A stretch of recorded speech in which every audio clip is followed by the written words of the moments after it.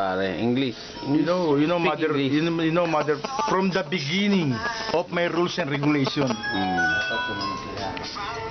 Dito kasi. Yes, because you are follow.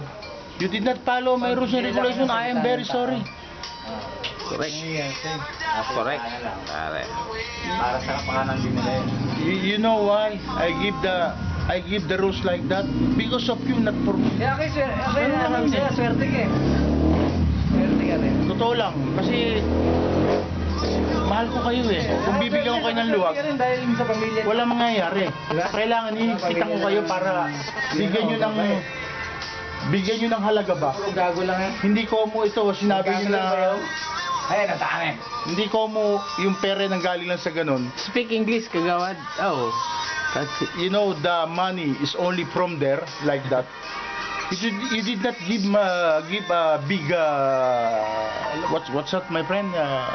The money you're only giving to another like not good, you know. But you are keeping up your money because your money is not yours.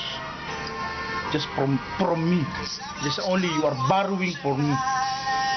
And then your money is big, you know. No problem. You come back. If you are not come back, no problem. Pack and shit. Pare sila Amen! Amen! Doon din sila masabi ko. The great powers comes to great responsibility.